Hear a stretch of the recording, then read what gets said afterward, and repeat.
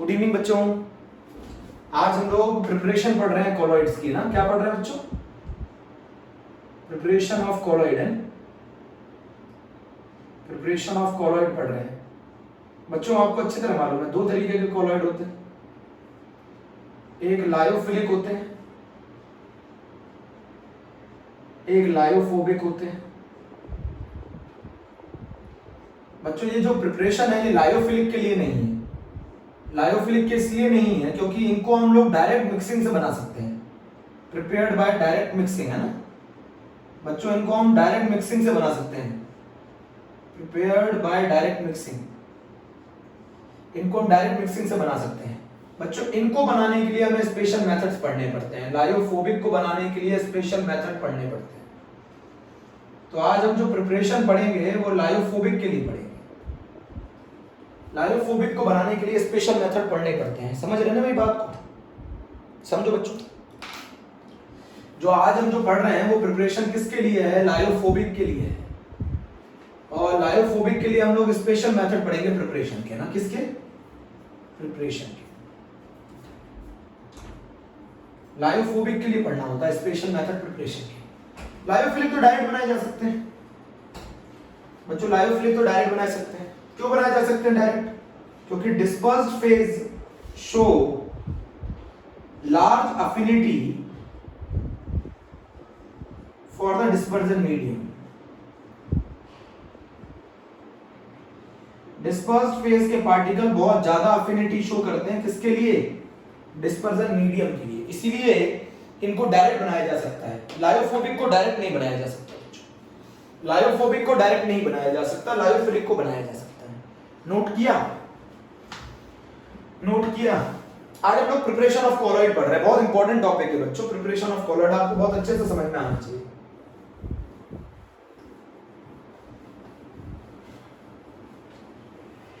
बहुत अच्छे से समझ में आना चाहिए बच्चों। मैंने पिछले टर्म पे सोप और डिटर्जेंट भी पढ़ाया था। देखो इधर देखो, बहुत सारे बच्चों को दिक्कत है। एक दिक्कत आ रही थी कि सर एसोसिएटेड कॉलॉइड और मल्टीमोलिकुलर कॉलॉइड में क्या डिफरेंस है? एक बहुत बड़ा डिफरेंस बच्चे पूछ रहे थे, मल्टीमोलिकुलर कॉलॉइड में क्या है। जैसे मान लो बच्चों, मल्टीमोलिकुलर कॉलॉइड में जैसे ये गोल्ड का एक पार्टिकल है, ये गोल्ड का एक कोई कॉलॉइडल पार्टिकल है। अगर गोल्ड का कोई कॉलॉइडल पार्टिकल जो है, इसकी रेंज कितनी होगी, इसकी डायमेंशन कितनी होगी? 1 नैनोमीटर से 1000 नैनोमीटर होगी। मल्टीमोलिकुलर कॉलॉइड में बता रहा हूं, गोल्ड का कोई कॉलॉइडल पार्टिकल है, तो ये जो गोल्ड का कॉलॉइडल पार्टिकल है, ये मान लो ये जो गोल्ड का कॉलॉइडल पार्टिकल है, ये जो गोल्ड का कॉलॉइडल पार्टिकल है, ये लाखों करोड़ों गोल्ड एटम के कॉम्बिनेशन से बना होगा। ये जो गोल्ड का पार्टिकल है, ये लाखों करोड़ों गोल्ड के एटम्स के कॉम्बिनेशन से बना होगा।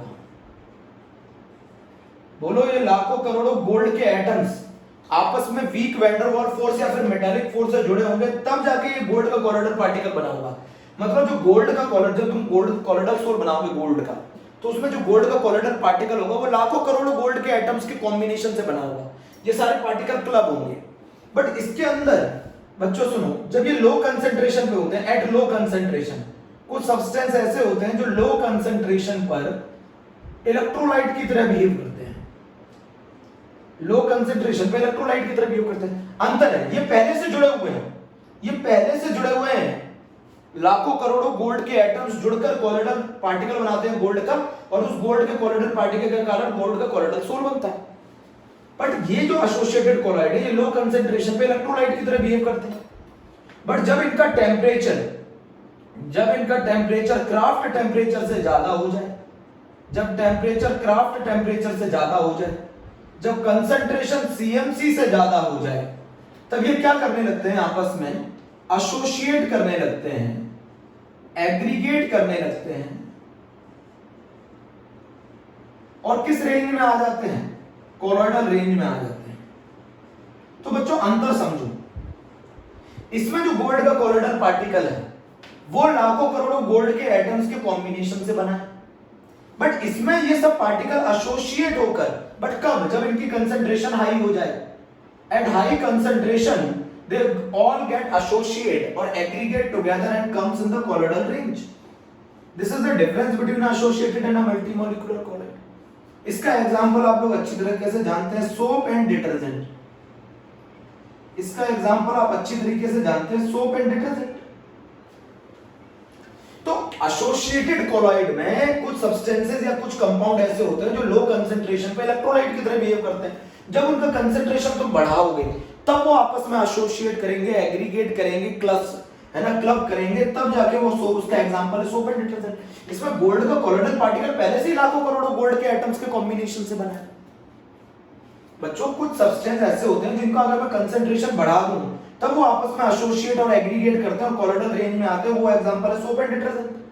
बट इसमें तो जो गोल्ड का कोलोइडल पार्टिकल है वो लाखों करोड़ों गोल्ड के एटम से मिलकर बना है। और ये कब जुड़ते हैं? जब आप कंसंट्रेशन क्या करोगे, बढ़ाओगे। जब टेंपरेचर क्राफ्ट टेंपरेचर से ज्यादा हो, कंसंट्रेशन सीएमसी से ज्यादा हो, तब ये एसोसिएट करेंगे। समझो मेरी बात, जल्दी बताओ, जल्दी बताओ, ठीक है। बहुत आसान सा टॉपिक है। तो आपको मैं बताना क्या चाहता हूं कि अगर मैं प्रिपरेशन की बात करूं, देखो इधर प्रिपरेशन आज हम लोग पढ़ रहे हैं, उससे पहले मैं बात करूं तो अगर सोप की बात करूं तो सोप क्या होता है? Sodium salt of carboxylic acid होता है या फिर potassium salt of carboxylic acid होता है। इनको हम क्या कहते हैं बच्चों? सोप कहते हैं। सोप किसको कहते हैं? RCO Na+, बोलो। और सल्फोनिक एसिड के जो सॉल्ट होते हैं उनको हम कहते हैं, सल्फोनिक एसिड के जो सॉल्ट होते हैं उनको हम कहते हैं डिटर्जेंट।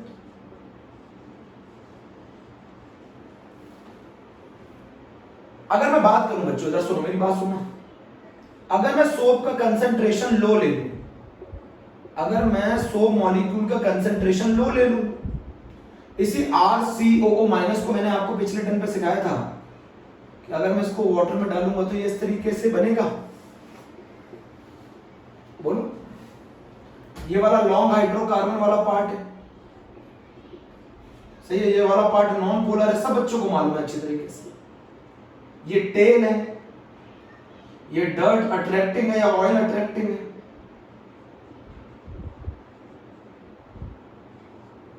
लॉन्ग हाइड्रोकार्बन वाला पार्ट है, नॉन पोलर है, टेल है, समझ रहे हैं? डर्ट अट्रैक्टिंग या ऑयल अट्रैक्टिंग है। ये वाला पार्ट जो है ना बच्चों, ये वाला पार्ट जो है ना COO- वाला पार्ट, ये वाला पार्ट पोलर है,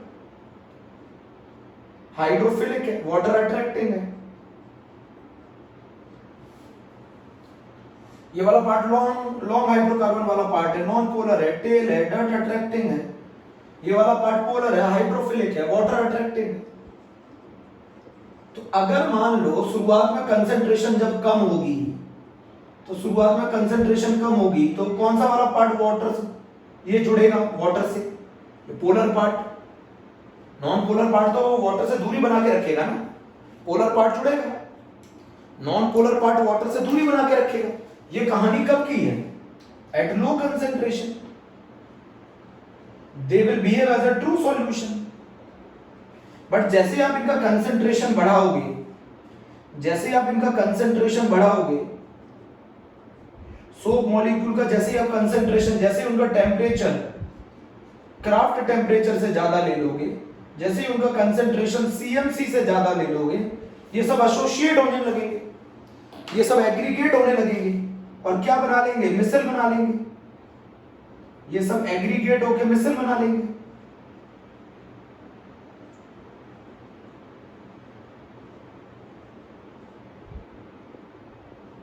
बोलो, इस तरीके से एक मिसल की फॉर्मेशन हो जाएगी।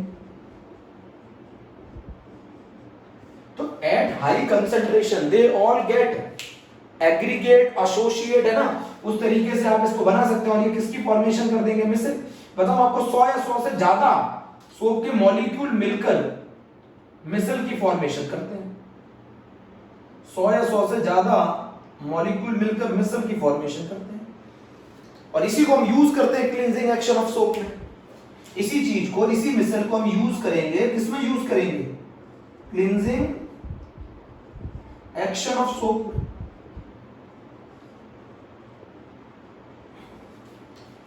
अब बच्चों मेरी बात समझो, अगर मैं क्रिटिकल मिसल कंसंट्रेशन, मैंने बात बोली थी, लॉन्ग हाइड्रोकार्बन वाला पार्ट के इनवर्सली प्रोपोर्शनल है। ये बताओ अगर मैं छोटा हाइड्रोकार्बन वाला पार्ट ले लूं तो उससे अगर आप मिसल बनाओगे तो ज्यादा कंसंट्रेशन की रिक्वायरमेंट होगी, और अगर मैं बड़ा हाइड्रोकार्बन वाला पार्ट ले लूं सोप के मॉलिक्यूल में तो उसके कम कंसंट्रेशन की रिक्वायरमेंट होगी। कॉमन सी बात है ना। क्रिटिकल मिसल कंसंट्रेशन, किसी मिसल को बनाने के लिए मिनिमम कंसंट्रेशन जो चाहिए, तो अगर उसमें हाइड्रोकार्बन वाला पार्ट कम होगा, लॉन्ग छोटा होगा, तो उसको ज्यादा कंसंट्रेशन रिक्वायर्ड है मिसल बनाने के लिए, और अगर हाइड्रोकार्बन वाला पार्ट बड़ा होगा तो कम कंसंट्रेशन रिक्वायर्ड है मिसल बनाने के लिए।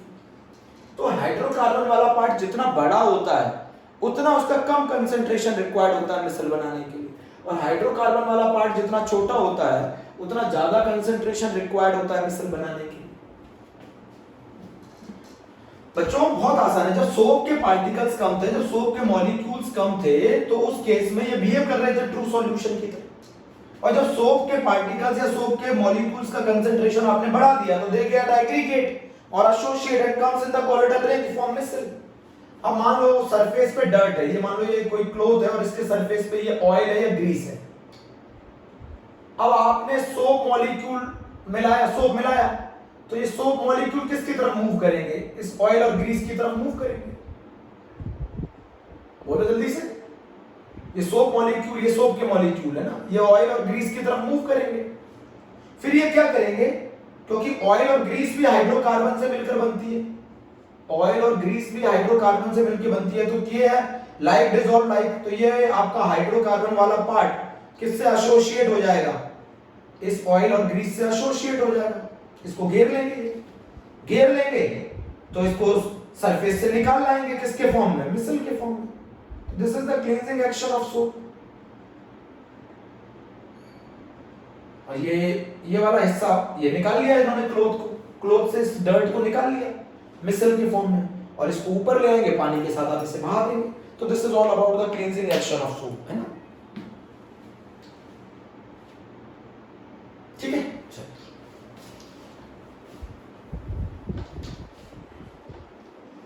अरे बहुत आसान है, बहुत आसान कहानी है।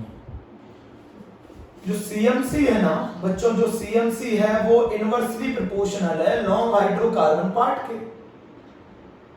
Critical micelle concentration is inversely proportional to the long hydrocarbon part. जितना सोप का हाइड्रोकार्बन वाला पार्ट बड़ा होगा उतना कम कंसंट्रेशन रिक्वायर्ड है मिसल बनाने के लिए। जितना सोप का हाइड्रोकार्बन वाला पार्ट छोटा होगा उतना ज्यादा कंसंट्रेशन है मिसल बनाने के लिए। नहीं समझे? Critical micelle concentration is inversely proportional to the hydrocarbon part. जितना हाइड्रोकार्बन वाला पार्ट बड़ा होगा उतना कम कंसंट्रेशन रिक्वायर्ड है मिसल बनाने के लिए। जितना हाइड्रोकार्बन वाला पार्ट छोटा होगा उतना ज्यादा कंसंट्रेशन रिक्वायर्ड होगा मिसल बनाने के लिए। अच्छा, ये मान लो ये कपड़ा है, ये कपड़े में ग्रीस है, ग्रीस कह लो, ऑयल कह लो, है ना। आपने सोप मिलाया तो सोप के पार्टिकल पहले इसको अप्रोच करेंगे। सोप एट हाई कंसंट्रेशन, मैंने आपको बताया था, ये इसको अप्रोच करेंगे, ठीक है। बाद में जाके ये इसके साथ मिल जाएंगे, लाइक डिसॉल्व लाइक।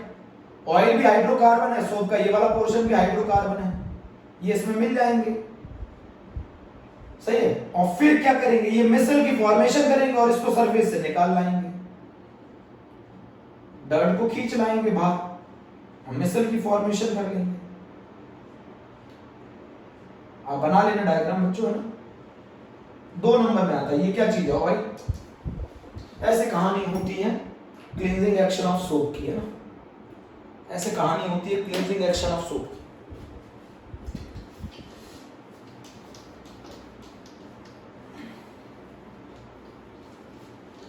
बच्चों प्रिपरेशन ऑफ कोलॉइड पढ़ रहे हैं ना, आज बहुत इंपॉर्टेंट पोर्शन है, प्रिपरेशन ऑफ कोलॉइड पढ़ रहे हैं।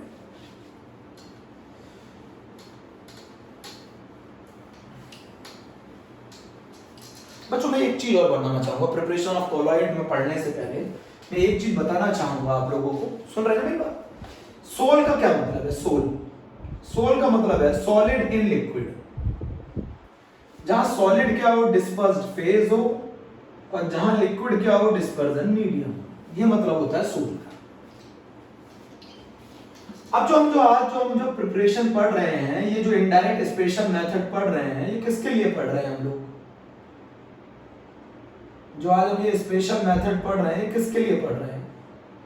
प्रिपरेशन ऑफ लायोफिलिक कोलॉइड या लायोफोबिक? आंसर है लायोफोबिक, है ना, क्योंकि उनको इनडायरेक्ट मेथड से बनाया जाता है, लायोफोबिक कोलॉइड।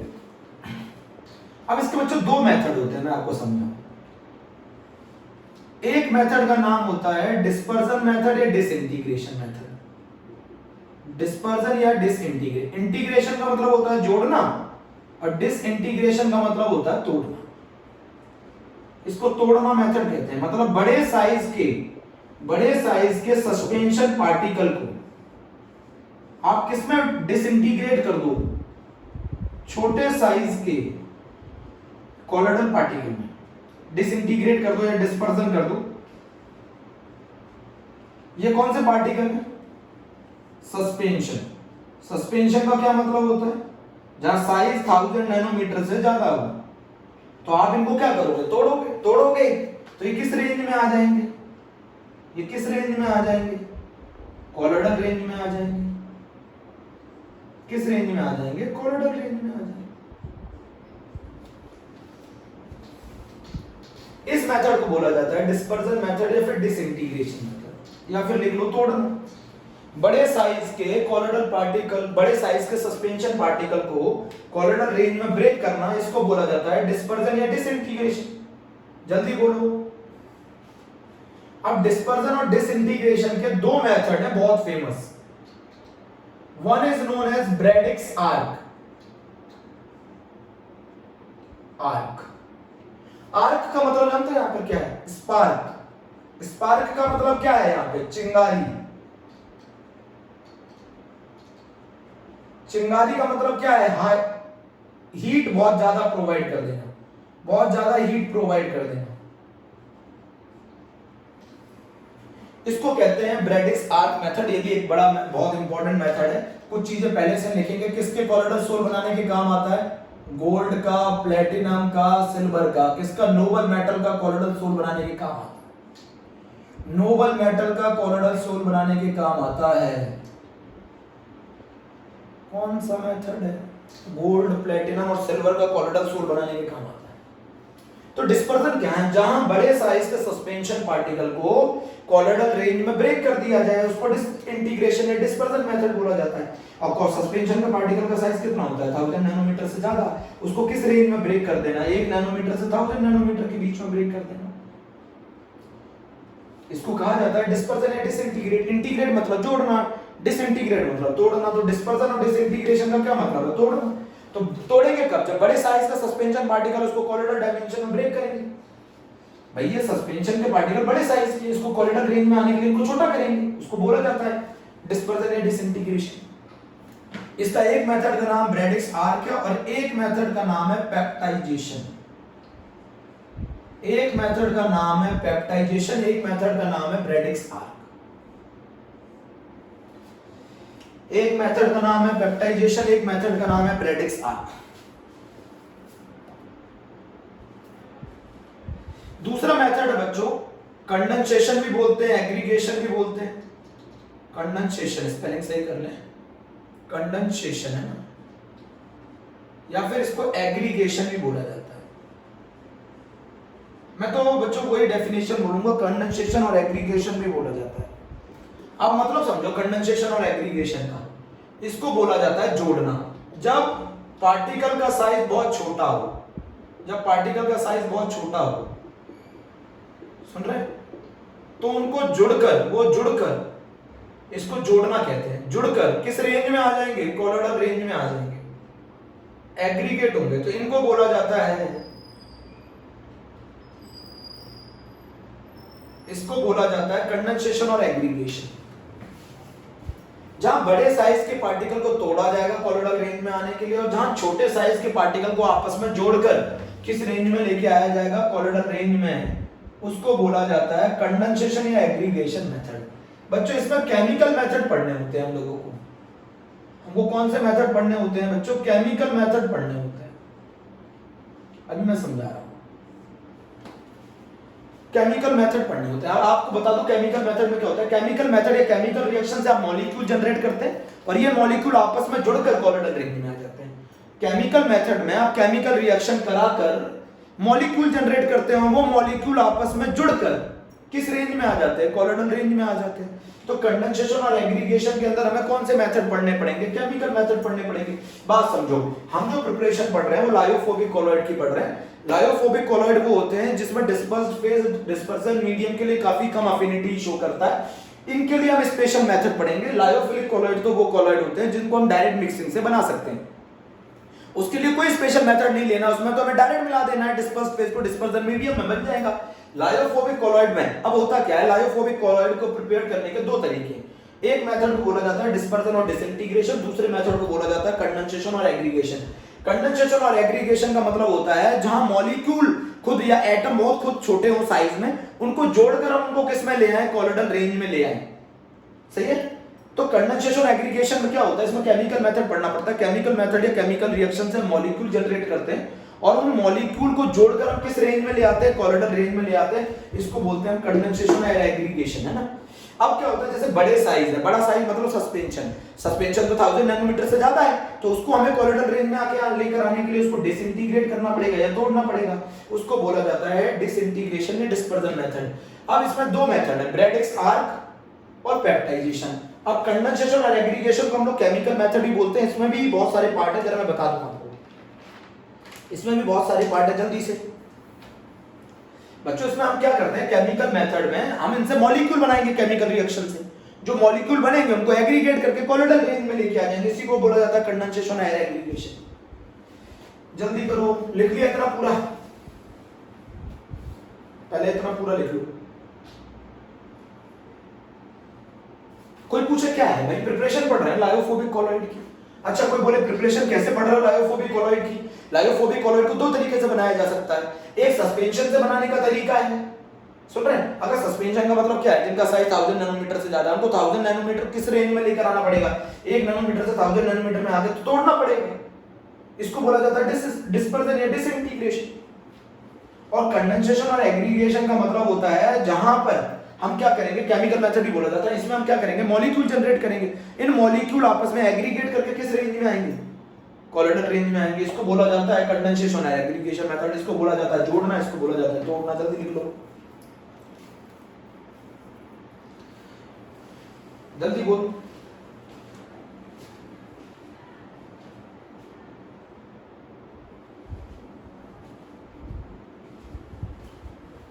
नहीं समझे अभी भी। अरे भाई, केमिकल मेथड से मॉलिक्यूल बनाएंगे, फिर ये मॉलिक्यूल आपस में एग्रीगेट और एसोसिएट करके क्या बनाएंगे, कोलोइडल पार्टिकल बनाएंगे।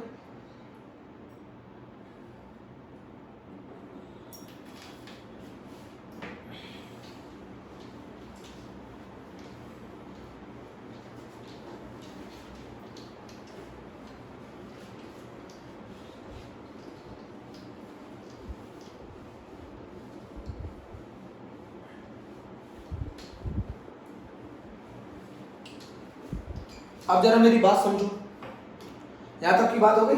तो अब हम सबसे पहले कौन से मेथड पढ़ने जा रहे हैं, केमिकल मेथड पढ़ने जा रहे हैं ना। केमिकल मेथड हिंदी में लिख लोगे, केमिकल मेथड में क्या है, केमिकल मेथड में इससे मॉलिक्यूल बनाएंगे और वो मॉलिक्यूल आपस में एग्रीगेट और एसोसिएट कर कर क्या बना लेंगे, कोलोइडल पार्टिकल बना लेंगे, कोलोइडल रेंज में आ जाएंगे। तो केमिकल मेथड में सबसे पहले आता है डबल डिकम्पोजिशन, याद करना पड़ेगा बच्चों।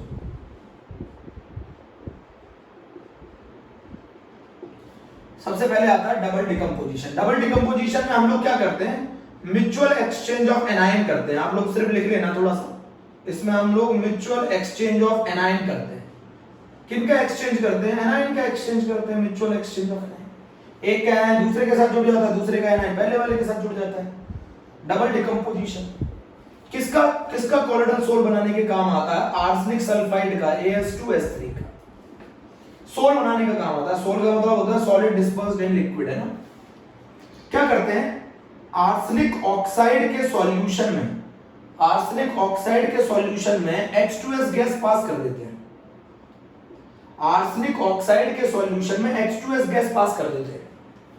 समझे नहीं समझे, आर्सेनिक ऑक्साइड के सॉल्यूशन में H2S गैस पास कर देते हैं, इसमें आर्सेनिक के साथ सल्फर जुड़ जाएगा, ऑक्सीजन वाटर के साथ जुड़ जाएगा, आर्सेनिक के साथ सल्फर और ऑक्सीजन वाटर के साथ। बोलो बहुत आसान। तो ये क्या बना लेगा, AS2S3 का कॉलोइडल सोल बना लेगा, साथ में वाटर बना लेगा।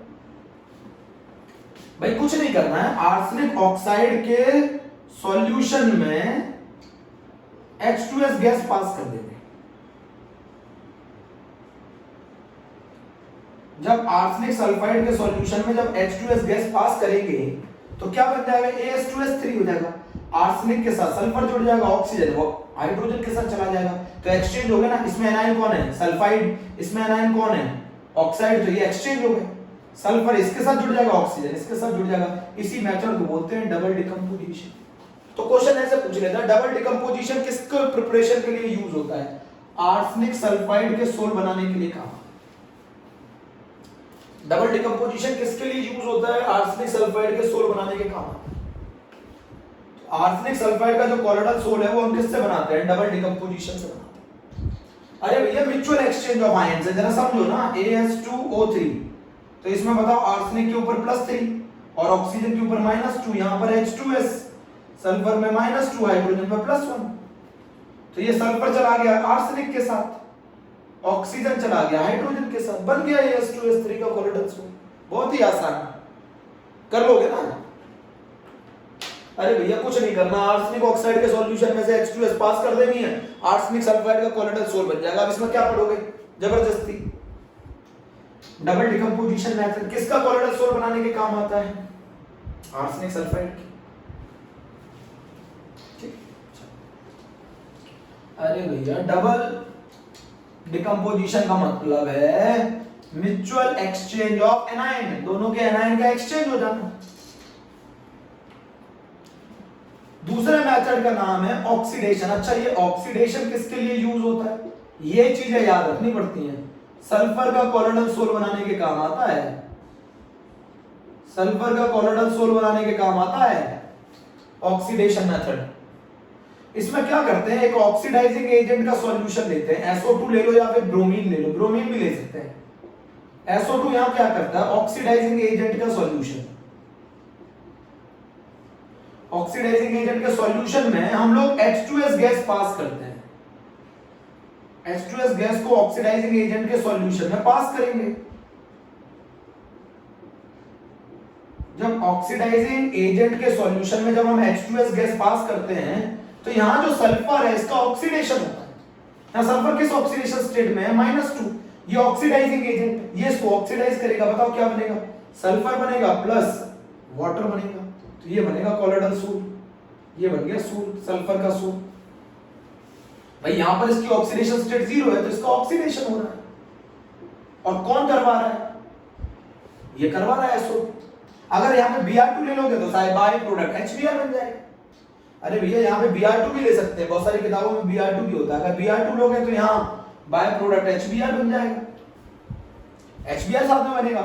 अगर आप SO2 लोगे तो यहाँ H2S का, H2S गैस को हम पास कर रहे हैं किसके सॉल्यूशन में, SO2 के सॉल्यूशन में, तो SO2 यहाँ ऑक्सीडाइजिंग एजेंट का काम कर रहा है, ये क्या करेगा, इस H2S को ऑक्सीडाइज कर देगा, सल्फर का सोल मिल जाएगा। इस मेथड को ऑक्सीडेशन मेथड कहते हैं, बहुत आसान है।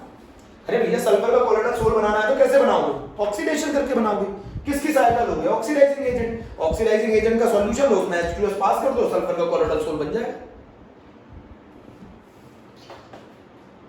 अरे ब्रोमीन भी ले सकते हैं, ब्रोमीन भी ले सकते हैं ऑक्सीडाइजिंग एजेंट।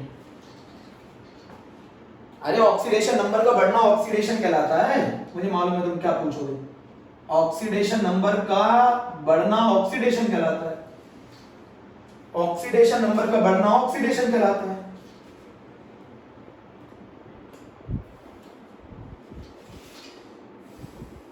चलो आगे चले, तो ये सल्फर का कॉलोइडल सोल बनाने के काम होता है।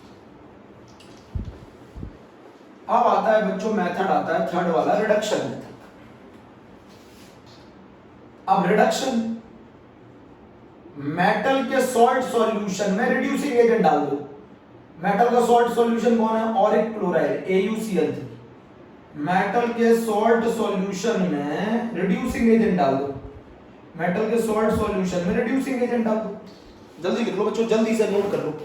मेटल के सॉल्ट सॉल्यूशन में से बच्चों रिड्यूसिंग एजेंट पास कर दो। क्या मिला दोगे बताओ? रिड्यूसिंग एजेंट में एनसीईआरटी लिखती है HCHO प्लस वाटर। तो यहां जो HCHO है रिड्यूसिंग एजेंट का काम करेगा। जल्दी नोट करो, मेटल के सॉल्ट सॉल्यूशन में रिड्यूसिंग एजेंट पास कर दो। मेटल का सॉल्ट सॉल्यूशन कौन है? AuCl3। उसमें रिड्यूसिंग एजेंट कौन है? HCHO। साथ में वाटर। क्या बना लेगा बताओ? अब यहाँ गोल्ड की ऑक्सीडेशन स्टेट कितनी है? +3। यहाँ गोल्ड आ जाएगा 0 में। तो +3 से 0 होना ऑक्सीडेशन नंबर का कम होना। ऑक्सीडेशन नंबर का कम होना मतलब रिडक्शन होना। जब इसका रिडक्शन होगा तो इसका ऑक्सीडेशन होगा। HCOOH में ऑक्सीडाइज हो जाएगा फॉर्मल्डिहाइड। ये फॉर्मल्डिहाइड है, फॉर्मिक एसिड में ऑक्सीडाइज हो जाएगा। साथ में HCl। क्या मिलेगा? गोल्ड का कोलोइडल सोल। गोल्ड का सोल, इसको गोल्ड के सोल को कहा जाता है purple of Cassius. Purple of Cassius बोला जाता है। एनसीईआरटी में रिड्यूसिंग एजेंट और भी कुछ ले सकते हैं। और एक क्लोराइड ले लो, उसमें रिड्यूसिंग एजेंट मिला दो SnCl2। रिड्यूसिंग एजेंट है ये। क्या करेगा? इसको रिडक्शन कराएगा वो। ये बन जाएगा गोल्ड का कोलोइडल सोल और साथ में बन जाएगा SnCl4। इस मेथड को बोला जाता है रिडक्शन मेथड बच्चों। इस मेथड को बोला जाता है रिडक्शन। जल्दी से करो।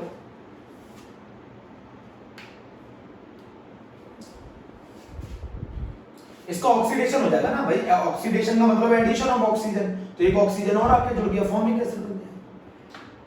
तो मुझे ये बताओ, गोल्ड के कोलोइडल सोल को क्या बोला जाता है? पर्पल ऑफ कैशियस बोला जाता है गोल्ड के कोलोइडल सोल को, है ना। पर्पल ऑफ कैशियस बहुत इंपॉर्टेंट है, बहुत इंपॉर्टेंट है। पर्पल ऑफ कैशियस बोला जाता है गोल्ड के कोलोइडल सोल। तो ये बताओ मुझे सबसे पहले डबल डिकम्पोजिशन किसके लिए लगता है? डबल डिकम्पोजिशन किसके लिए लगता है? तो डबल डिकम्पोजिशन मेथड जो लगता है वो लगता है आर्सेनिक सल्फाइड के सोल बनाने के लिए। ऑक्सीडेशन मेथड किसके लिए लगता है? सल्फर का सोल बनाने के लिए। यही याद रखना पड़ता है। रिडक्शन मेथड किसके लिए लगता है? गोल्ड का कोलोइडल सोल बनाने के लिए। 3 केमिकल मेथड हो गए। वर्ड सोल पे बहुत फोकस करो। सोल पे, सोल का मतलब क्या है जरा बताओ? सॉलिड इन लिक्विड है ना सोल का मतलब। सोल का मतलब सॉलिड इन लिक्विड है। सॉलिड डिस्पर्स्ड फेज है, लिक्विड डिस्पर्जन मीडियम है। गोल्ड के कोलोइडल सोल का नाम क्या है? गोल्ड के कोलोइडल सोल का नाम है purple of Cassius. Purple of Cassius. Gold के कोलोइडल सोल का नाम पर्पल ऑफ कैशियस है। तो रिडक्शन मेथड किसके लिए लगता है? गोल्ड के। आप मेटल के सॉल्ट सॉल्यूशन में से रिड्यूसिंग एजेंट पास कर दो, बन जाएगा गोल्ड का कोलोइडल सोल। यहां रिड्यूसिंग एजेंट फॉर्मल्डिहाइड है, यहां रिड्यूसिंग एजेंट SnCl2 है। तो इसका ऑक्सीडेशन हो जाएगा, इसका रिडक्शन हो जाएगा। रिडक्शन का मतलब होता है ऑक्सीडेशन नंबर का कम हो जाना। रिडक्शन का मतलब होता है ऑक्सीडेशन नंबर का कम हो जाना, +3 से 0। समझो, जल्दी से कर लो, जल्दी से कर लो, जल्दी से, फटाफट फटाफट है। स्टार्ट करें आगे। अब एक और मेथड आता है केमिकल मेथड में बच्चों। एक और मेथड आता है और वो कहलाया जाता है हाइड्रोलिसिस। आप हाइड्रोलिसिस का मतलब कितने लोग जानते हैं बताओ? एक और मेथड होता है हाइड्रोलिसिस। हाइड्रोलिसिस में क्या करते हैं? फेरिक क्लोराइड में वाटर मिला देते हैं और उसको बॉईल कर देते हैं। फेरिक क्लोराइड में हाई टेम्परेचर पे बॉईल कर देते हैं। फेरिक क्लोराइड में वाटर मिलाओगे तो इसका एक्वस सॉल्यूशन बन जाएगा। उसको हाई टेम्परेचर पे हीट कर देते हैं, हाई टेम्परेचर पे बॉईल कर देते हैं। क्या बन जाता है? फेरिक हाइड्रोक्साइड का कोलोइडल सोल बन जाता है। बैलेंस कर लोगे इक्वेशन 3HC। फेरिक हाइड्रोक्साइड का कोलोइडल सोल बन जाता है। इस मेथड को हाइड्रोलिसिस करते हैं। जब किसी केमिकल सब्सटेंस का ब्रेकडाउन करते हैं, किसकी मदद से करते हैं? वाटर की मदद से करते हैं। उस मेथड को बोला जाता है हाइड्रोलिसिस। जब किसी केमिकल सब्सटेंस का ब्रेकडाउन करते हैं, किसकी मदद से करते हैं? वाटर की मदद से करते हैं, तब उसे बोला जाता है हाइड्रोलिसिस। तो हाइड्रोलिसिस से किसका कोलोइडल सोल बनता है? Ferric hydroxide. हाइड्रोलिसिस से किसका कोलोइडल सोल बनता है? फेरिक हाइड्रोक्साइड का। फेरिक हाइड्रोक्साइड का कोलोइडल सोल किस मेथड से बनता है बताओ? फेरिक हाइड्रोक्साइड का कोलोइडल सोल किस मेथड से बनता है? हाइड्रोलिसिस। हो गया केमिकल मेथड, केमिकल मेथड खत्म हो गया। हाइड्रोलिसिस का मतलब होता है किसी भी केमिकल सब्सटेंस का डिकम्पोजिशन करा दें, ब्रेक डाउन करा दें, किसकी मदद से करा दें? वाटर की मदद से करा दें, उसी मेथड को बोला जाता है हाइड्रोलिसिस। तो ये हम लोगों ने पढ़ लिया केमिकल मेथड। बच्चों एक टॉपिक यहाँ पर केमिकल मेथड खत्म हो गया। अब आते हैं हम लोग किस मेथड है बच्चों? Disintegration method. डिसइंटीग्रेशन और डिस्पर्जन मेथड। अब इसमें एक सेटअप कर लो बच्चों। पहली बात तो इसमें 2 कंटेनर लेना। मैं कौन सा मेथड पढ़ा रहा हूं? ब्रैडिक्स आर्क। 2 कंटेनर लेना, ले लिए। अभी समझाऊंगा सब चीज। यहां पर लगा देना आइस क्यूब, है ना बच्चों? यहां भर दिया हमने इस कंटेनर में आइस।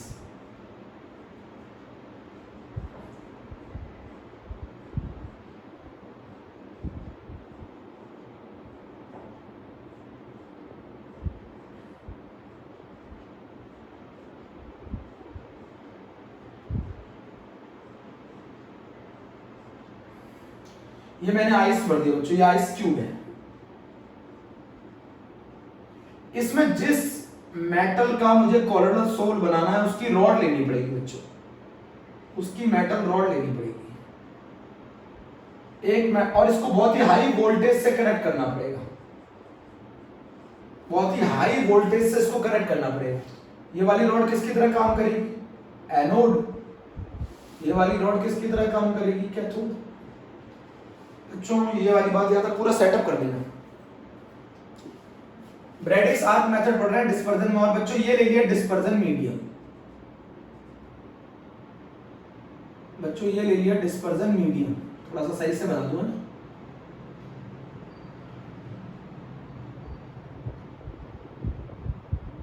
एक बात समझो, ये ले लिया आपने डिस्पर्जन मीडियम। सब बताना।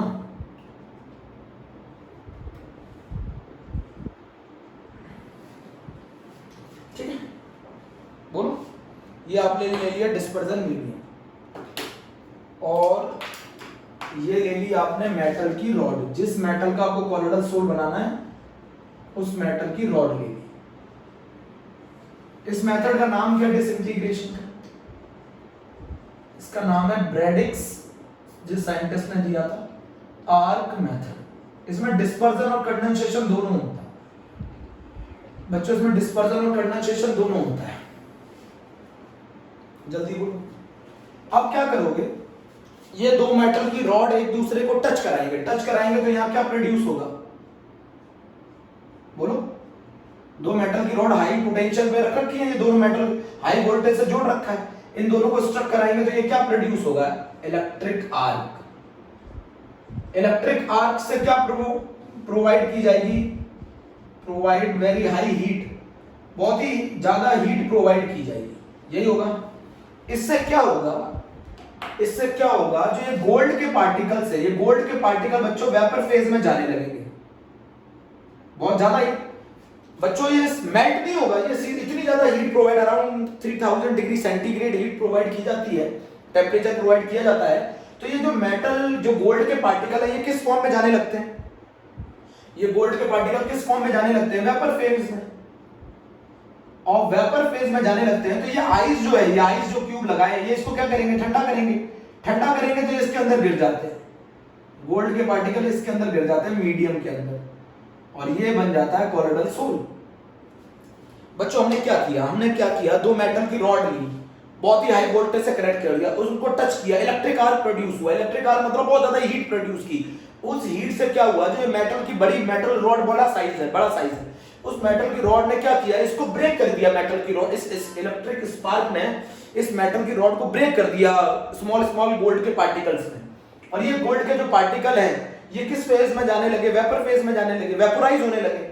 तो ये आइस क्यूब क्या करेगा? इसको कंडेंस करेगा तो ये किस में गिर जाएंगे? डिस्पर्जन मीडियम में गिर जाएंगे। और ये किस रेंज में गिरेंगे बच्चों? ये किस रेंज में गिरेंगे? ये 1 नैनोमीटर से 1000 नैनोमीटर की कोलोइडल रेंज में गिरेंगे। बच्चों कुछ नहीं किया, देखो इधर सुनो। मेटल की रॉड ली, मेटल की रॉड्स को टच किया, इलेक्ट्रिक स्पार्क प्रोड्यूस किया। इलेक्ट्रिक स्पार्क का मतलब इलेक्ट्रिक आर्क प्रोड्यूस किया, जिसने हाई हीट प्रोवाइड की। हाई हीट से जो मेटल की रॉड में जो गोल्ड पार्टिकल है वो वेपोराइज होंगे। वेपोराइज होंगे तो ये आइस क्यूब उसे क्या कर देगी, ठंडा कर देगी। ठंडा करने पे किसके अंदर गिर जाएंगे, इस मीडियम में गिर जाएंगे, डिस्पर्स हो जाएंगे इस मीडियम में। और जब ये गिरेंगे तो उस मेथड को कंडेंसेशन बोला जाता है। और डिस्पर्जन मीडियम में जब गिरेंगे तो किस रेंज में गिरेंगे, कोलोइडल रेंज में गिरेंगे। बच्चों मैंने ये दो मेटल की रॉड ली, मेटल की रॉड। अच्छा एक क्वेश्चन ये भी आता है, ये ब्रैडिक्स आर्क मेथड किसका कोलोइडल सोल बनाने के लिए यूज किया जाता है, गोल्ड, सिल्वर, प्लैटिनम का कोलोइडल सोल बनाने के लिए यूज किया जाता है। ब्रैडिक्स आर्क मेथड गोल्ड, प्लैटिनम और सिल्वर का कोलोइडल सोल बनाने का काम। बच्चों आपने मेटल रॉड ली, मेटल रॉड के अराउंड बहुत ही हाई वोल्टेज प्रोवाइड किया। जैसे इनको टच कराया, स्पार्क प्रोड्यूस हुआ, इससे जो गोल्ड के पार्टिकल है वो वेपर फेज में कन्वर्ट हो गए, वेपर फेज में जाने लगे, वेपर फेज में जाने लगे। इस आइस क्यूब में जो दूसरे कंटेनर में भर रखा है उसमें इसको ठंडा किया, ये किसके अंदर गिर गए, डिस्पर्जन मीडियम में गिर गए। डिस्पर्जन मीडियम में गिरने पर इनकी जो साइज होगा वो किस नैनोमीटर के बीच में आएगा, 1 नैनोमीटर से 1000 नैनोमीटर के बीच में आएगा। समझ गए, इसको ब्रैडिक्स आर्क क्यों बोला जाता है। अब बच्चों दिक्कत ये है कि कुछ समय के बाद ये गोल्ड के पार्टिकल आपस में जुड़कर, ये गोल्ड के पार्टिकल आपस में जुड़कर नीचे सेटल हो जाएंगे, सस्पेंशन में कन्वर्ट हो जाएंगे, नीचे सेटल हो जाएंगे। तो दिक्कत आ जाएगी, भाई हमने गोल्ड का कोलोइडल सोल बनाया, गोल्ड के कोलोइडल सोल बनाया, थोड़ी देर बाद ये पार्टिकल्स गोल्ड के इकट्ठे होकर नीचे बैठ जाएंगे, तो कहानी खत्म हो जाएगी ना। अरे भैया थोड़े समय के बाद ये गोल्ड के पार्टिकल इकट्ठे होकर नीचे बैठ जाएंगे, सस्पेंशन में कन्वर्ट हो जाएंगे।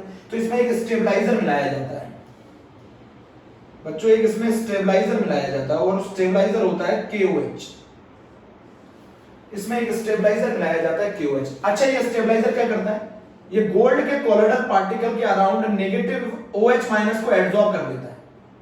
OH माइनस इसके अराउंड एब्जॉर्ब हो जाता है, जिससे क्या हो जाता है, इन गोल्ड के पार्टिकल में नेगेटिवली चार्ज आ जाता है, नेगेटिव चार्ज। OH माइनस यहां आके चिपक जाता है। अब इससे क्या होता है, ये सब पार्टिकल, कोलोइडल पार्टिकल एक दूसरे को क्या करते रहते हैं, रिपेल करते रहते हैं। ये एक दूसरे को क्या करते रहते हैं, रिपेल करते रहते हैं। रिपेल करने के कारण इकट्ठा नहीं हो पाते, पूरे मीडियम में डिस्पर्स रहते हैं। होता क्या है, जो स्टेबलाइजर है इसमें जो OH माइनस आयन है वो इस गोल्ड के पार्टिकल के अराउंड अपनी लेयर बना लेता है, नेगेटिवली चार्ज चिपक कर। नेगेटिवली चार्ज लेयर आ गई, नेगेटिव चार्ज लेयर एक दूसरे गोल्ड पार्टिकल को रिपेल करती रहेगी, इकट्ठा नहीं होने देगी, जिसकी वजह से ये पूरे मीडियम में घूमते रहेंगे। बच्चों ये स्टेबलाइजर में जो OH माइनस है वो गोल्ड के पार्टिकल के ऊपर चिपक जाता है और गोल्ड के पार्टिकल के अराउंड एक नेगेटिव चार्ज की लेयर बना लेता है, और ये एक दूसरे को रिपेल करते रहते हैं, जिसके कारण ये स्टेबलाइज रहते हैं। इसीलिए KOH यहां पर स्टेबलाइजर का काम करता है। बच्चों गोल्ड के पार्टिकल के ऊपर कौन चिपक जाता है, OH माइनस, उस पर नेगेटिव चार्ज आता है, वो एक दूसरे को रिपेल करने लगते हैं। जब वो एक दूसरे को रिपेल करते हैं, बच्चों एक दूसरे को रिपेल करने लगते हैं, रिपेल करते हैं तो इकट्ठा नहीं होते, इकट्ठा नहीं होते तो कन्वर्ट नहीं होता, सस्पेंशन। बहुत आसान मेथड है। दो मेटल की रॉड जिनका कोलोइडल सोल बनाना है, उनके अराउंड बहुत हाई वोल्टेज प्रोवाइड करो, उन्हें टच करो, इलेक्ट्रिक स्पार्क प्रोड्यूस होगा, हाई हीट प्रोड्यूस होगी, जिससे जो रॉड के जो पार्टिकल्स है वो किस फेज में जाने लगेंगे, वेपर फेज में जाने लगेंगे। आइस क्यूब उन्हें ठंडा करेगा तो कंडेंस होकर इस मीडियम में गिर जाएंगे, मीडियम में गिर जाएंगे तो कोलोइडल रेंज में गिर जाएंगे। अब कोलोइडल रेंज में गिर गए, इसके बाद ये इकट्ठे ना हो, इसके लिए हम इसमें क्या मिलाते हैं, स्टेबलाइजर मिलाते हैं। स्टेबलाइजर क्या करता है, इस गोल्ड के पार्टिकल पे चार्ज ले आता है नेगेटिव, जिसकी वजह से ये एक दूसरे को रिपेल करते रहते हैं, रिपेल करते रहते हैं तो स्टेबल रहते हैं। बोलो जल्दी बोलो, ब्रैडिक्स आर्क मेथड नहीं है समझ? अरे बहुत आसान है। दो मेटल की रॉड लो, उनमें हाई वोल्टेज प्रोवाइड करो, इलेक्ट्रिक आर्क प्रोड्यूस करो, जिससे ये हीट प्रोवाइड होगी, जिससे ये गोल्ड के रॉड के जो पार्टिकल है वो वेपर फेज में जाएंगे, वेपर फेज में जाएंगे, आइस क्यूब उन्हें ठंडा करेगा, ये इसमें डिस्पर्जन मीडियम में गिर जाएंगे। किस रेंज में गिरेंगे, कोलोइडल रेंज में गिरेंगे, आपस में इकट्ठे होकर सस्पेंशन ना बना लें, इसके लिए हम इसमें स्टेबलाइजर यूज करते हैं। वो स्टेबलाइजर इसके ऊपर KOH में OH माइनस इसके ऊपर चिपक कर इस गोल्ड के पार्टिकल को नेगेटिवली चार्ज बना लेगा, रिपेल करेंगे एक दूसरे को, स्टेबलाइज रहेंगे। बोलो, इसको कहा जाता है कौन सा मेथड, ब्रैडिक्स आर्क मेथड।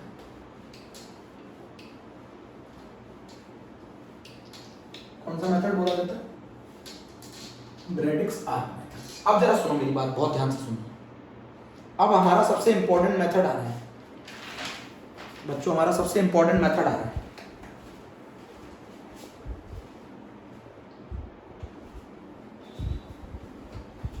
बच्चों हमारा सबसे इंपॉर्टेंट मेथड आ रहा है। पहले इतना नोट कर लिया, इतना कर लिया, बोल, नोट कर लिया ना सही से? चलो ठीक है, पहले इतना कर लो आप लोग, है ना, फिर मैं अगला मेथड पढ़ाता हूँ। पहले इतना नोट कर बच्चों, इतना नोट कर लो। ब्रैडिक्स आर्क मेथड किसके लिए, किसके कॉलोइडल सोल बनाने के काम आता है, याद रखना पड़ेगा। गोल्ड, प्लेटिनम और सिल्वर नोबल मेटल। गोल्ड के कॉलोइडल सोल का नाम क्या है? Purple of Cassius. सबसे इंपॉर्टेंट मेथड रह गया बच्चों पेप्टाइजेशन। पेप्टाइजेशन रह गया।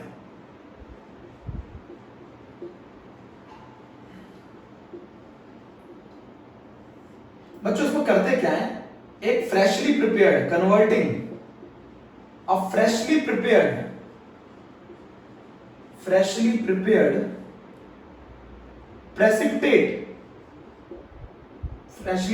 precipitate into colloidal form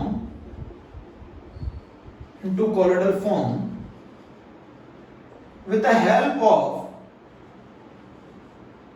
suitable electrolyte called peptizing agent।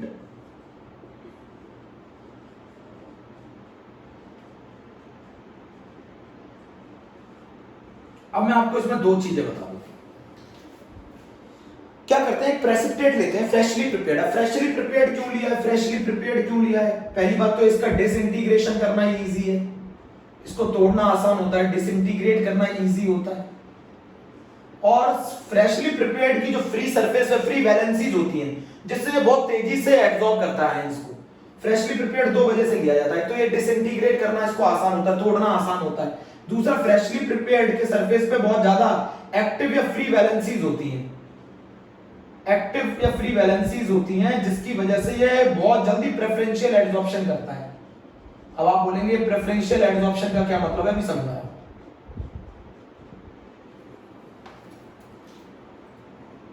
तो ये एडसॉर्प्शन करता है आयंस का, है ना, preferential adsorption.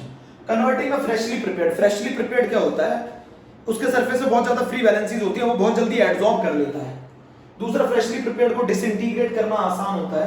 Converting a freshly prepared precipitate, किसी भी फ्रेशली प्रिपेयर्ड प्रेसिपिटेट को कॉलोइडल फॉर्म में ब्रेक करने के लिए सुटेबल इलेक्ट्रोलाइट मिलाना पड़ता है, जिसको हम लोग पेप्टाइजिंग एजेंट कहते हैं। इसी मेथड को क्या बोला जाता है, पेप्टाइजेशन बोला जाता है। जरा समझना चाहते हैं, आपने क्या किया, ये मान लो एक टेस्ट ट्यूब ले लो, इसमें आपने ये एक प्रेसिपिटेट ले लिया बच्चों, ये आपने एक प्रेसिपिटेट ले लिया, और ये प्रेसिपिटेट ले लिया आपने फेरिक हाइड्रोक्साइड का, फेरिक हाइड्रोक्साइड का प्रेसिपिटेट ले लिया बच्चों। अब फेरिक हाइड्रोक्साइड का प्रेसिपिटेट ले लिया, इसमें मिला दिया डिस्पर्जन मीडियम। कौन है डिस्पर्जन मीडियम बच्चों, कौन है इसमें डिस्पर्जन मीडियम मिला दिया आपने। डिस्पर्जन मीडियम कौन होता है फ्रेशली, इसके अंदर डिस्पर्जन मीडियम वाटर। साथ में आपने इसमें एक सुटेबल इलेक्ट्रोलाइट मिला दिया, सुटेबल इलेक्ट्रोलाइट,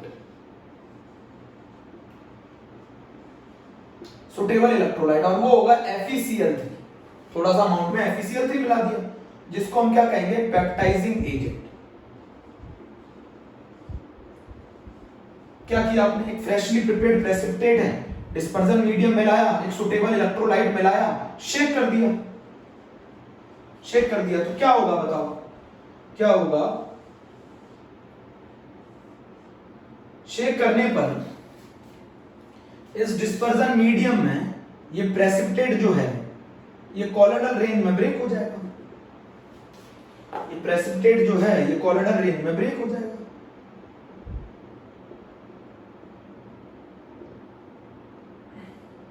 ये कॉलोइडल सोल बन गया, किसका, फेरिक हाइड्रोक्साइड का।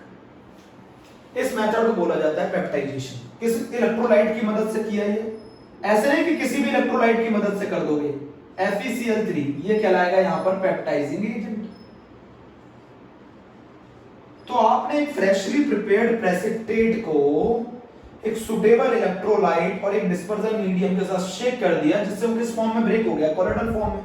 इसको ही बोला जाता है पेप्टाइजेशन। अब बच्चों ये कहानी हुई कैसे, देखो जरा। ये मतलब मान लो ये आपके प्रेसिपिटेट है, ये प्रेसिपिटेट। अब आपने ये किसका प्रेसिपिटेट है जरा बताओ, FeOH का होता है।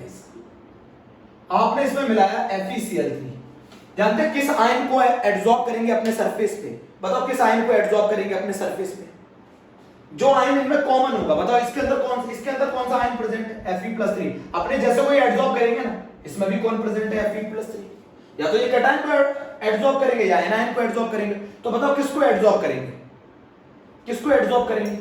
ये प्रेसिपिटेट है FeOH का होता है। इसमें कौन सा आयन प्रेजेंट है? Ferric, Fe+3। इस FeCl3 के अंदर भी कौन प्रेजेंट है? Fe+3। अपने जैसे को एडसॉर्ब करेंगे ना, जब अपने जैसे को एडसॉर्ब करेंगे तो इन पे ऊपर कैसा चार्ज आ जाएगा? सभी के ऊपर पॉजिटिव चार्ज आ जाएगा। बोलो बच्चों, इन सभी के ऊपर पॉजिटिव चार्ज आ जाएगा। Fe+3 इन्होंने एडसॉर्ब कर लिया सभी ने। जब इनके ऊपर चार्ज आ जाएगा तो ये इकट्ठा नहीं हो पाएंगे। इनके ऊपर चार्ज आ जाएगा, ये इकट्ठा नहीं हो पाएंगे। ये एक दूसरे को क्या करने लगेंगे? बोलो, एक दूसरे को ये रिपेल करने लगेंगे। बच्चों पहले इनके ऊपर चार्ज नहीं था, ये सब इकट्ठे हो गए थे। इन्होंने किस आयन को एडसॉर्ब कर लिया? Fe+3 को। ये Fe+3 को एडसॉर्ब करने के बाद पूरे मीडियम में घूमते रहेंगे, क्योंकि अभी इकट्ठे नहीं हो सकते ना। क्यों नहीं हो सकते? ये एक दूसरे को रिपेल करेंगे। ये इनकी टेंडेंसी है भाई, कॉमन आयन को एडसॉर्ब करने की। अब ये एक दूसरे को रिपेल करते हैं। भाई पहले ये सब इकट्ठा हो गए थे, प्रेसिपिटेट बन गया था। जैसे ही आपने इसमें FeCl3 मिलाया तो ये अपने एक कॉमन आयन को एडसॉर्ब कर लेंगे। किस आयन को एडसॉर्ब कर लेंगे? ये Fe+3 को एडसॉर्ब कर लेंगे। जब ये Fe+3 को एडसॉर्ब कर लेंगे अपने सरफेस पे, तो इनका सरफेस कैसा चार्ज हो जाएगा? पॉजिटिव। पॉजिटिव होने के बाद ये एक दूसरे को क्या करने लग जाएंगे? रिपेल करने लग जाएंगे। रिपेल करने लग जाएंगे तो ये किस रेंज में आ जाएंगे? कॉलोइडल रेंज में आ जाएंगे। बात नहीं समझी? कॉलोइडल रेंज में आ जाए। नोट करो जरा, समझो बच्चों। होता कुछ नहीं है इसके अंदर। आपने एक प्रेसिपिटेट लिया, उसमें एक इलेक्ट्रोलाइट मिलाया, तो उस प्रेसिपिटेट में जो आयन कॉमन होगा उसको ये एब्जॉर्ब कर लेंगे। पहले वो सबके ऊपर कोई चार्ज नहीं था तो इकट्ठे हो गए थे। जैसे ही उनके ऊपर चार्ज आएगा वो एक दूसरे को क्या करने लगेंगे? रिपेल करने लगेंगे। रिपेल करने लगेंगे तो पूरी मीडियम में घूमने लगेंगे। मीडियम में घूमने लगेंगे, कॉलोइडल सोल बन जाएगा। Converting a freshly prepared precipitate into colloidal form is known as क्या बच्चों? Peptization. is known as peptidation। फिर से समझो, फिर से समझो। जैसे मान लो ये FeOH का होल थ्राइस का कॉलोइडल, ये प्रेसिपिटेट है। आपने इसमें क्या मिलाया बताओ? FeCl3 मिलाया। ये किस आयन को एडसॉर्ब कर लेगा? Fe+3 को एडसॉर्ब कर लेगा। बोलो, Fe+3 को एडसॉर्ब कर लेगा। जैसे ही Fe+3 को एडसॉर्ब करेंगे, अब ये एक दूसरे को क्या करने लगेंगे? रिपेल करने लगेंगे। जैसे ये रिपेल करेंगे, अब ये किस इकट्ठे नहीं हो पाएंगे। अब ये कॉलोइडल रेंज में ब्रेक हो जाएंगे। अब पूरा चार्ज नहीं लिख रहा, मैं लिख देता हूं बस ऐसा charge.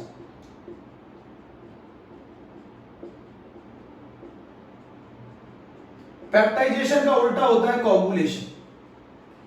Just reverse of peptization is known as coagulation.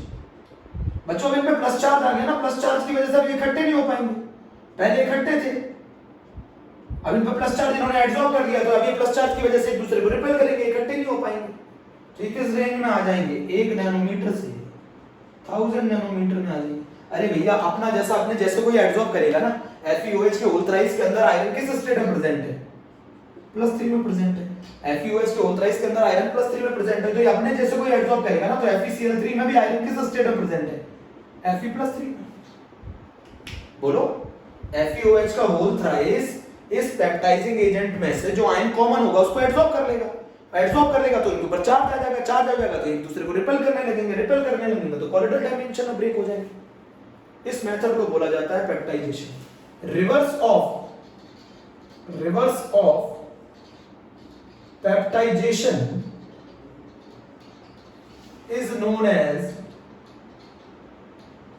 क्या? Reverse of peptization is known as coagulation. Reverse of peptization is known as coagulation. इकट्ठा कर देना। अच्छा, कैसे इकट्ठा करेंगे? अगर मान लो मैं इनके ऊपर का इस चार्ज को न्यूट्रलाइज कर दूं, अगर मान लो किसी तरीके से मैं इस चार्ज को हटा दूं, तो ये सब इकट्ठे हो जाएंगे, तो ये फिर से प्रेसिपिटेट बन जाएगा। तो कन्वर्टिंग अ फ्रेशली प्रिपेयर्ड क्यों होता है? इसके सरफेस पे फ्री वैलेंसीज होती है, एडसॉर्प्शन बहुत तेजी से करता है। किसको एडसॉर्ब करेगा? जो अपने जैसों को एडसॉर्ब करेगा। FeOH के 3 के अंदर आयरन +3 में है, इसमें भी आयरन +3 में है, तो ये आयरन +3 को एडसॉर्ब करेगा।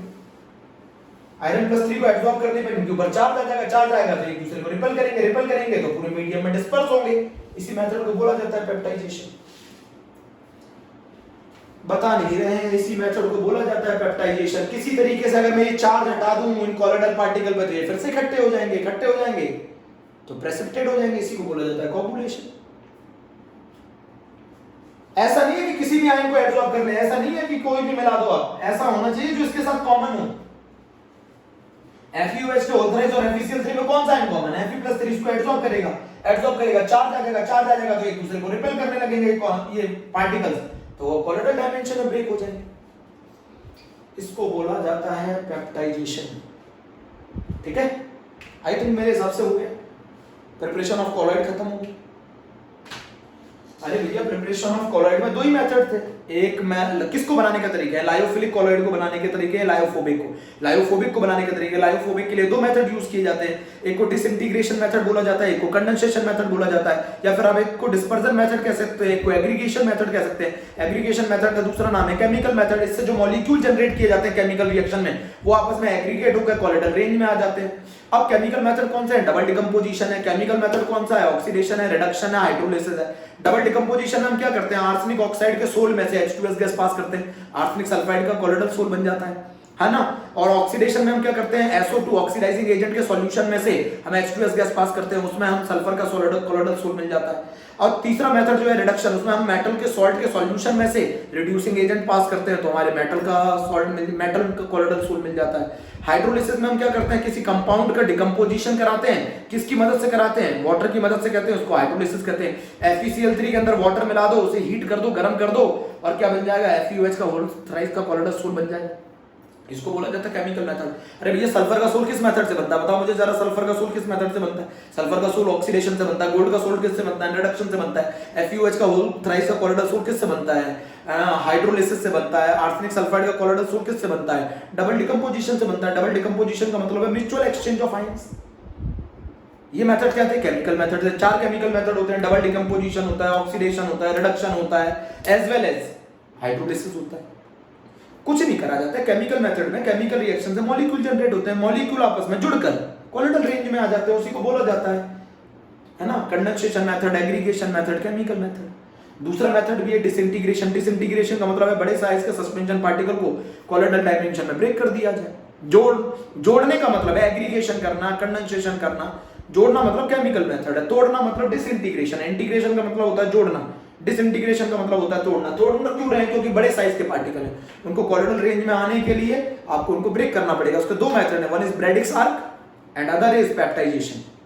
तो पेप्टाइजेशन में कुछ नहीं करते, converting a freshly prepared precipitate into colloidal form with the help of a suitable electrolyte known as a peptizing agent. जो आयन कॉमन है उसको एब्सॉर्ब कर लेंगे, चार्ज आ जाएगा, रिपेल करेंगे, कॉलोइडल डायमेंशन में ब्रेक हो जाएंगे। भैया मान लो FeOH का होल थ्राइस का कॉलोइडल सोल बनाना है और वो प्रेसिपिटेट है, तो उसमें डिस्पर्जन मीडियम मिला दिया, थोड़ा सा उसमें सुटेबल इलेक्ट्रोलाइट मिला दिया, शेक किया, तो देखेंगे कॉलोइडल सोल बन के कैसे बन गया। उस जो पार्टिकल थे प्रेसिपिटेट के, उन्होंने उस Fe+3 को एब्सॉर्ब किया। Fe+3 के कारण चार्ज आएगा, चार्ज की वजह से वो एक दूसरे को रिपेल करने लगेंगे, पूरे मीडियम में डिस्पर्स करेंगे। उस मेथड को बोला जाता है पेप्टाइजेशन। ब्रैडिक्स आर्क में क्या करते हैं? इलेक्ट्रिक आर्क प्रोवाइड करते हैं मेटल की रॉड के बीच में, बहुत ही हाई ट्रेमेंडस हीट प्रोवाइड करते हैं इलेक्ट्रिक आर्क के फॉर्म में। हाई वोल्टेज अप्लाई कर देते हैं मेटल, जिसका कॉलोइडल सोल बनाना है उनकी मेटल की रॉड लेते हैं और उनको आपस में टच कराते हैं। इलेक्ट्रिक आर्क होगा जिससे जो मेटल के रॉड के अंदर जो पार्टिकल है, भाई मेटल की रॉड तो बहुत बड़ी है, तो उसमें जो पार्टिकल है वो वेपोराइज होंगे। बगल में आइस टब लगा रखा है, वो उसको ठंडा करेगा, कंडेंस होकर गिर जाएंगे मीडियम में। इसी को कहते हैं ब्रैडिक्स आर्क। बोलो, ये सब लायोफिलिक कॉलोइड को, लायोफोबिक कॉलोइड को बनाने के तरीके हैं। ये सब जो तरीके हैं, ये लायोफोबिक कॉलोइड को बनाने के तरीके हैं। पक्का? बोलो। पेप्टाइजेशन का जस्ट उल्टा कोगुलेशन। नहीं आया समझ?